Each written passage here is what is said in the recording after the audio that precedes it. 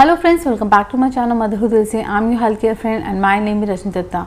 आज हम इस वीडियो में बहुत ही इंपॉर्टेंट टॉपिक पे बात करने वाले हैं। मेरा एक सब्सक्राइबर है, उन्होंने एक क्वेश्चन किया था क्योंकि मैं एमनियोसेंटेसिस पे, डाउन सिंड्रोम पे बहुत सारी वीडियोस बना चुकी हूँ NIPT पे। तो उसमें से एक क्वेश्चन आया था उन वीडियोज़ पे कि मैम मेरा एक जो बेबी है उसको डाउन सिंड्रोम है ऑलरेडी, अब मैं दोबारा प्रेग्नेंट हूँ, तो क्या चांसेस हैं मेरे बेबी जो सेकंड बेबी है उसको भी डाउन सिंड्रोम हो। देखिए, जो क्वेश्चन है बहुत ही ज़्यादा इम्पॉर्टेंट है क्योंकि देखिए बहुत सारे ऐसे लोग होते हैं जिनको डाउन सिंड्रोम वाला बेबी पसंद भी होता है। वो एक भगवान की एक वरदान समझ के उसको रख लेते हैं। लेकिन बहुत सारे लोग ऐसे भी होते हैं क्योंकि इंडिया में इतनी फैसिलिटीज़ नहीं है कि वो अपने जो डाउन सिंड्रोम वाले बेबी है उसको बड़ा कर सकें, उस तरीके से उसको अच्छा एनवायरनमेंट दे सकें। वीडियो को शुरू करने से पहले मैं बता दूं कि जो डाउन सिंड्रोम होता है इसका कोई इलाज नहीं होता, इसको किसी तरीके से ठीक नहीं किया जा सकता। और ये भी नहीं है कि ये जो डाउन सिंड्रोम वाला बेबी है हर कोई ऐसे नहीं सोच सकता कि मेरे बेबी को नहीं हो सकता। ये किसी भी बेबी को हो सकता है, यानी कि किसी भी प्रेगनेंसी में ये पॉसिबल है। तो हमें इसको रूल आउट करना, इसको पता लगाना कि बेबी को डाउन सिंड्रोम है या नहीं, बहुत ज़्यादा इम्पोर्टेंट हो जाता है। तो चलिए इसको हम क्वेश्चन का आंसर कर देते हैं और इस टॉपिक को समझ लेते हैं। तो चलिए वीडियो स्टार्ट करते हैं।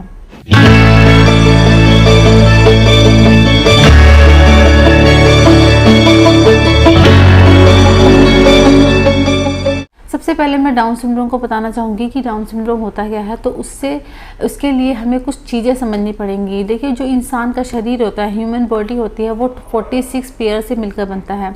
23 पेयर्स उसको अपनी माँ से मिलते हैं और 23 ही फादर से मिलते हैं। तो इस तरीके से इंसान का शरीर बनता है। लेकिन जब इनमें गड़बड़ी आ जाती है, यानी कि 46 टोटल जो क्रोमोसोम्स होने चाहिए 46 के बदले 45 हो जाते हैं या 47 हो जाते हैं, तब जाकर हमारे जो बेबी है उसमें जो इस तरीके के सिंड्रोम है वो देखे जा सकते हैं। जो उसमें से 45 वाला जो बेबी होता है वो सरवाइव नहीं कर पाता। लेकिन जो 47 वाला पेयर वाला जो बेबी होता है क्रोमोसोम्स वाला, उस बेबी में जैसे कि डाउन सिंड्रोम, इस तरीके की जो सिंड्रोम्स होते हैं, एडवर्ब सिंड्रोम, पटायु सिंड्रोम और तरह की जो सिंड्रोम होते हैं वो सब पाए जाते हैं। तो कि इसी तरीके का जो बेबी होता है वो सरवाइव कर पाता है और जन्म ले पाता है। तो इसको रूल आउट करना बहुत ज़्यादा प्रॉब्लम है। और तो 47 वाले जो पेयर होते हैं उसमें भी दो तरीके के होते हैं। 47 जिसमें कि जो 21 क्रोमोसोम जो है उसकी जो कॉपी होती है वो एक्स्ट्रा होती है। देखिए, जो सारे पेयर्स होते हैं, जो सारे क्रोमोसोम्स होते हैं वो सारे पेयर्स में होते हैं। लेकिन इसकी जब जो 21 जो क्रोमोसोम होता है इसकी ये दो ना होकर एक और यदि जुड़ जाए तो इसको हम डाउन सिंड्रोम बोलते हैं।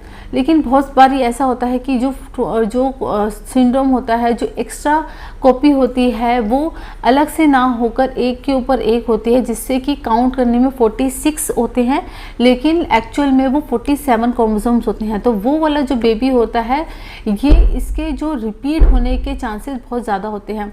देखिए, इसमें से कि मैंने इसमें बताया, आपको डिफ्रेंशिएट किया, तो आपको जो पहला वाला बेबी है आपका उसका कैरियोटाइपिंग करवाना पड़ेगा, ब्लड टेस्ट की तरह होता है। तो उससे पता चलेगा जो बेबी है आपका डाउन सिंड्रोम वाला वो किस तरीके का बेबी है, कि उसमें 47 क्रोमोसोम्स हैं या जो दूसरा वाला 46 तो है लेकिन वो एक्चुअल में 47 है। तो उस तरीके का देखना पड़ेगा कि आपका जो बेबी है किस तरीके का। अगर 47 वाला है यानी कि जो 21 जो क्रोमोसोम्स है उसकी एक कॉपी बढ़ी हुई है, तो उस तरीके का बेबी है, तो इसमें ज़्यादा घबराने वाली बात नहीं होती। क्योंकि जो डाउन सिंड्रोम वाला बेबी होता है ये इसका दोबारा होने के जो चांसेस होते हैं बहुत ज़्यादा कम होते हैं, तो इसमें घबराने वाली बात नहीं होती। लेकिन हाँ, अगर जो 46 वाला है जो कि 47 है, अगर उस तरीके के बेबी आपको है, कैरियोटाइपिंग में पाया जाता है, तो आपको इसमें थोड़ा घबराने वाली बात होती है क्योंकि इस तरीके की बेबी दोबारा होने के चांसेस आपके ज़्यादा रहते हैं। तो अगर आप दोबारा प्रेगनेंसी का प्लान कर रहे हैं या आप ऑलरेडी प्रेग्नेंट हैं तो इसमें आपको रूल आउट करना, पता लगाना बहुत ज़्यादा ज़रूरी होता है।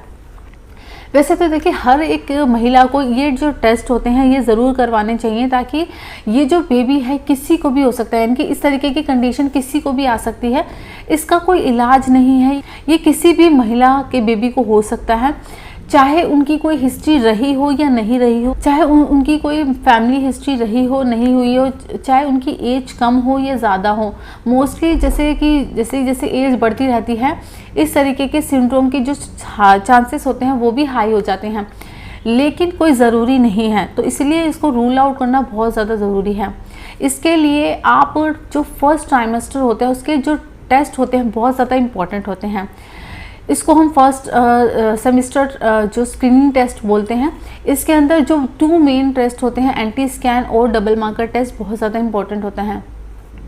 जो एंटी स्कैन होता है जो कि फर्स्ट ट्राइमेस्टर में आपका होता है, ये आप में इसके अंदर आपकी कुछ वैल्यूज़ देखी जाती है, जैसे एंटी की वैल्यू, न्यूकल ट्रांसकुलेंसी की वैल्यू देखी जाती है कि सही है या नहीं, बेबी की नेज़ल बोन बनी है या नहीं, और भी तरह के जो चीज़ें हैं वो देखी जाती हैं कि बच्चे का जो ग्रोथ है वो सही से हो रही है या नहीं, फॉर्मेशन सही से हो रहा है या नहीं, कोई प्रॉब्लम तो नहीं है।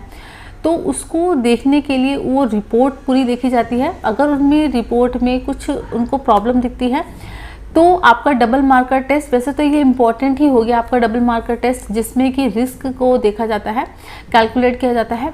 अब अगर आपकी कभी कभी होता है एंटी स्कैन की जो वैल्यू है वो बिल्कुल नॉर्मल आती है, यानी कि जो अल्ट्रासाउंड होता है बिल्कुल नॉर्मल आता है, लेकिन जो डबल मार्कर टेस्ट होता है उसकी जो वैल्यूज़ हैं वो हाई आती हैं। तो इस केस में भी आपको आगे के जो टेस्ट है वो करवाना ज़रूरी होता है। अगर आपके एंटी की वैल्यू भी ज़्यादा है तो इसके अंदर आपके 2 उसमें संभावना हो सकती है।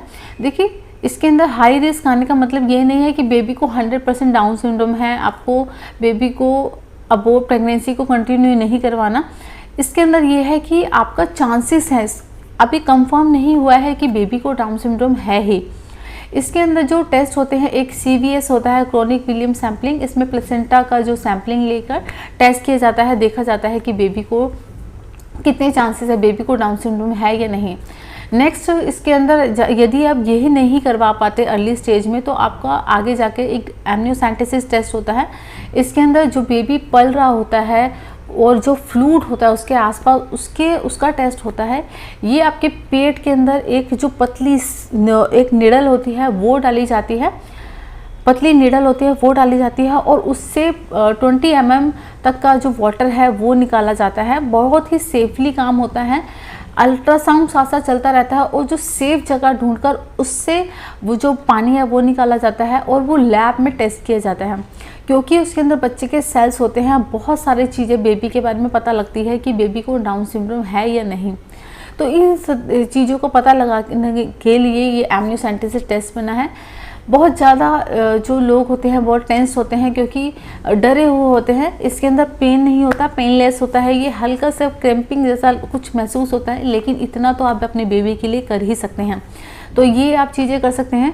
इसके अंदर एक और टेस्ट आया है NIPT, non invasive prenatal test. ये जो टेस्ट होता है 99.9% जो है एक्यूरेसी प्रोवाइड करता है। इसके अंदर बस एक चीज़ होती है, ये बस डाउन सिंड्रोम का ही पता लगा सकता है, और तरीके के सिंड्रोम अगर बेबी को हैं तो उनका पता नहीं लगा सकता। तो जैसे कि एडवर्ब सिंड्रोम हो गया, पटायू सिंड्रोम हो गया, तो इस तरीके की जो चीज़ें हैं वो पता नहीं लग सकती। तो मैं आपको एडवाइस करूँगी, अगर आपका बस डबल मार्कर टेस्ट हाई आया है तो आप NIPT की तरफ जा सकते हैं। लेकिन अगर आपका जो एंटी की स्कैन की वैल्यूज़ हैं अगर वो मतलब कुछ गड़बड़ आई हैं तो आपको सीधा एमनियोसेंटेसिस पर ही जाना चाहिए, क्योंकि आपको बहुत ज़्यादा चीज़ें इसके बारे में, बेबी के बारे में पता लगेगी और आप 100% क्लियर हो जाओगे कि बेबी आपका कितना सेफ है, कितना नॉर्मल है। तो इस तरीके से आप अपना सही टाइम पे डिसीजन ले पाते हैं। तो आई होप ये वीडियो आपको समझ में आई होगी। और प्लीज़ बेबी अगर आपका ऑलरेडी है तो उसको कैरियर टाइपिंग करवाइए। शॉर्ट समरी ये है, अगर जो फर्स्ट ट्राइमेस्टर की जो स्क्रीनिंग टेस्ट होते हैं वो ज़रूर करवाइए। उसकी जो हाई वैल्यू आती है, डबल मार्कर की हाई वैल्यू आती है, तो आप NIPT पे जाइए। अगर एंटी स्कैन में कुछ प्रॉब्लम आती है, वैल्यूज़ जो होती हैं उसकी गड़बड़ आती है, तो आप सीधा एमनियोसेंटेसिस टेस्ट करवाइए। बहुत ज़्यादा सेफ़ है, ऐसी कोई प्रॉब्लम नहीं है। और एक और चीज़ इसमें बात ऐड करना चाहूँगी जो कि बहुत ही इंपॉर्टेंट होती है, आप कोई भी टेस्ट करवाइए प्रेगनेंसी में एक अच्छे लैब से कराइए, डॉक्टर को दिखाइए, ताकि आप उस पर ट्रस्ट कर पाएँ। अब जितना ज़्यादा आपको ट्रस्ट होगा, जितनी ज़्यादा जो मॉडर्न मशीन्स हैं, मॉडर्न इक्विपमेंट्स हैं, उनसे अगर आपका टेस्ट होगा तो आपका जो पूरा प्रोसेस है काफ़ी आसान हो जाएगा। जो भी वैल्यूज़ आपको हाथ में मिलेगी वो काफ़ी एक्यूरेट होगी। तो ये था इस वीडियो में। अगर आपकी कोई क्वेरी है तो प्लीज़ आप क्वेश्चन ज़रूर कीजिएगा कमेंट बॉक्स में, मैं उसका आंसर ज़रूर करूँगी। तो मिलते हैं हम किसी नेक्स्ट इन्फॉर्मेटिव वीडियो में, तब तक के लिए take care and bye bye, नमस्कार।